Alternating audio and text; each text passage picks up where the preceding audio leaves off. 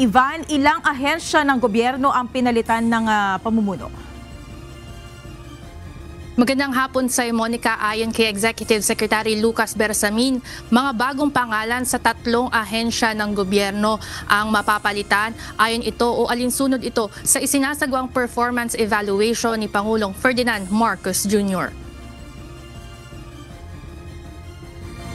Nagpapatuloy ang evaluation ni Pangulong Ferdinand Marcos Jr. sa mga miyembro ng kanyang gabinete at ibang ahensya ng pamahalaan. Ngayong hapon, inilabas ng palasyo ang pangalawang batch ng mga pangalan ng bagong mamumuno sa iba't ibang ahensya ng gobyerno. Kasama na rito si Criminal Investigation and Detection Group o CIDG Director Police Major General Nicolas Torre III bilang bagong hepe ng Philippine National Police o PNP. Ayon kay Executive Secretary Lucas Bersamin, 5 pangalan ang pinagpilian na maging bagong PNP Chief at si Police Major General Torre ang itinakda ng Pangulo sa posisyon.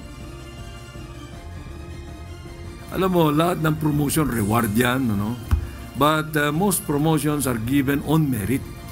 So let us assume that this was given on merit because, you know, it was not an easy decision on the part of the President.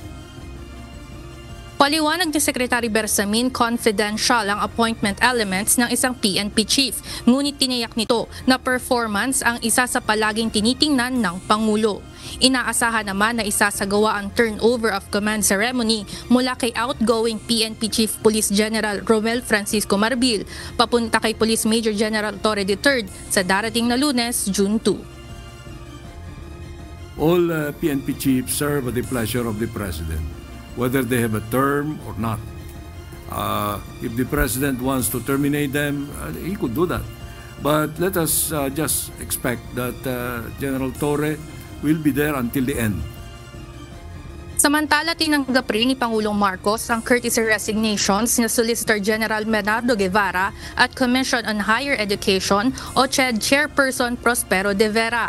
Kanina sumumpa na bilang bagong Solicitor General si University of the Philippines o UP College of Law Dean Attorney Darlene Marie Berberabe, kung saan si Atty. Berberabe ay dating President at Chief Executive Officer ng Pag-ibig Fund. Habang magiging bagong CHED Chairperson naman, si CHED Commissioner Shirley Agrupis.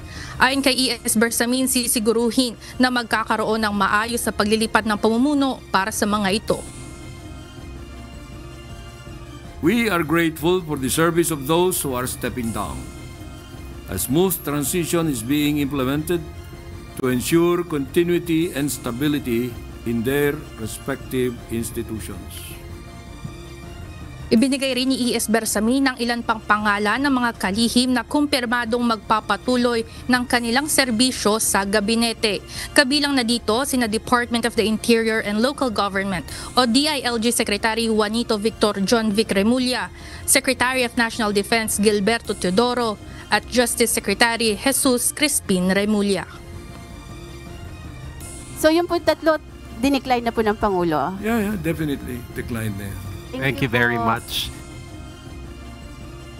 Monica, nagpapatuloy ang performance evaluation na isinasagawa ni Pangulong Marcos kung saan tiniyak ni Executive Secretary Lucas Bersamin na masusi ang ginagawang review hindi lamang sa mga head of agencies kundi pati na rin sa sistema at kalidad ng serbisyo publiko na natatanggap ng bawat Pilipino.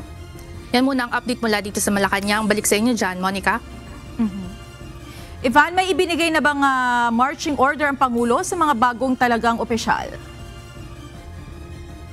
Monica, walang eksaktong detalye na ibinigay sa Executive Secretary Bersamin tungkol sa marching order na ibinigay na ng Pangulo dito sa mga bagong uupo sa posisyon. Ngunit isang bagay ang itiniyak ni ES Bersamin, lalong-lalo na at nakapanumpa na kanina ang bagong Solicitor General. Ayon kay ES Bersamin, ang panunumpa ng bagong Solicitor General ay pagtitiyak o indikasyon na nagtitiwala ang Pangulo sa mga ito.